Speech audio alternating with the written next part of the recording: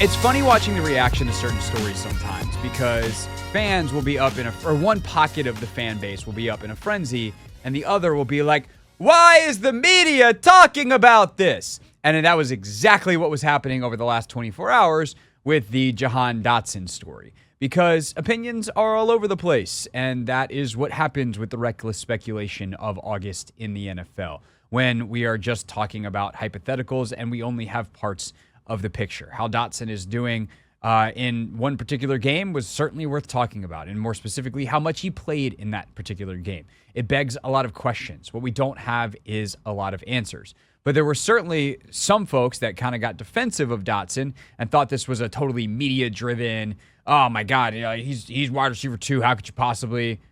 Well, the cool part about being in the media, if you're, say, Sam Fortier, who asked this question, is you get to go and ask the principals. You get to go to Dan Quinn and be like, hey, what's going on with wide receiver 2? Jahan Dotson played a lot of snaps. What's up there? And so this morning, before the joint practice against the Dolphins, Sam Fortier asked Dan Quinn what's going on with wide receiver 2 currently, and here is Dan's answer. I would say we are right in the middle of it.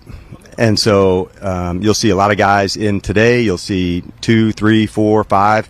There's a lot of guys that are really battling. I've been really impressed with Olamide, and I thought he's had a really strong camp. Looking forward to getting Luke some extra work into here, Jahan, Diami. So that's where we're at, and then the special teams is going to have a factor in that as well. Okay. Sure doesn't sound like Jahan Dotson's got a lock on wide receiver 2. And by the way, the other cool part about doing this job and jobs like Sam's and Ben Standig's and on down the list, John Keim, is that we also get to go and watch. And I think this was pretty obvious that Jahan Dotson is not locked in at wide receiver 2. I think what varies, what is not, or what is more up for debate is not whether there's anything set beyond Terry McLaurin as wide receiver 1. This is fairly obvious, should have been already, but is now very, very obvious after Dan Quinn's statement this morning there's nothing decided. I think what is more going to be sussed out and what is more open to interpretation is, what is Jahan Dotson right now for this team?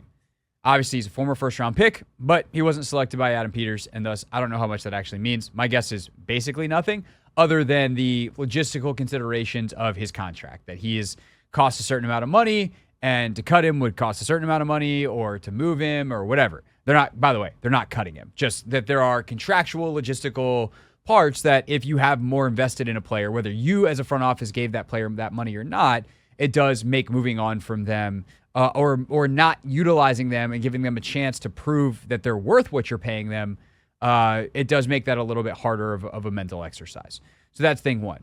Thing two, when I see Jahan playing as much as he did, to me it's two things. One, it is absolutely hey, let's see if this guy can prove it to us. We're going to put him in a bunch of situations and see if he can do things that we're asking, whether it's running routes from a certain spot, running certain kinds of routes, working with different quarterbacks, whatever the challenge is, whatever they want to put on the test.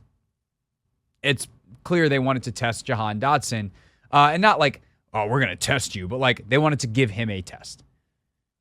But it's also, I think, for them, they want to know the answers to the test so they know what to do with him. Not so much of a, hey, we're trying to test you and see what you're made of kind of test. It's a, how do you do here? Okay. You only got a C there. Not, you're a failure or you're not good enough and how could we possibly keep you because you got a C? It's, we're not going to put you in that position because you get an A over here, B over here, a B- over here. Those are all better than C. Oh, God, on that one you got a D. We're not going to ask you to do that either.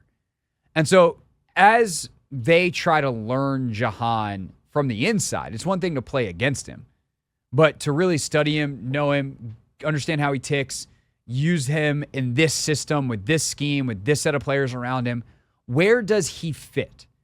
And there's only so much of that you can do in practice, and so all of a sudden you have 30 reps to give him in a game, 30 snaps, and let's go out and see how he does. Can he block on the outside? Can he block from the slot? Can he come back and crack as a blocker? Can we trust him to hit a linebacker or hit a safety? Say probably not. Can he separate against certain guys and win on certain routes in the timing that he needs to. Because Jahan is a guy last year that at times would win if you watch the tape, but then if you pause the tape when he wins, you look back and the quarterback's already moved on because he takes too long. He doesn't play with the urgency that you need to at the NFL level. That was a huge problem for Jahan last year. Also, there are times where he gets roughed up a little bit in routes. The physicality is not there. And so I think that this is as much experimenting to try to figure out what the best role is for Jahan as much as, he doesn't have a role here at all. So that's one thing I would say.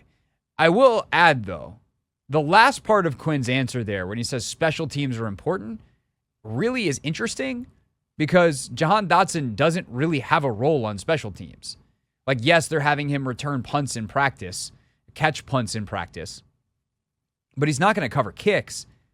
And so if he's going to be wide receiver 3 or 4, which again, I don't think 4 is on the table. Like, I don't realistically think he's going to be the guy with the 4th most snaps this year at wide receiver, assuming everyone's healthy, right? If we're putting together a depth chart, I think it's Terry. I think it's probably going to be either Jahan or Olamide Zaccheaus. I think Diami and Luke McCaffrey or somewhere. Like, I don't think Jahan's falling too far down that pecking order. But if they're trying to figure out how to construct a roster, like, you can't have a 4th or 5th wide receiver that doesn't play special teams. That just doesn't work. And so I'll go back to something that I've said a number of times over the past couple of days, which is if a team wants to trade for Jahan Dotson, I do think they would listen because I don't think that he necessarily fits what they are trying to build, which I will now stop for a moment and state something that should be obvious, but is hysterically not based off of every internet conversation that I see. No, they can't trade him for Brandon Aiyuk.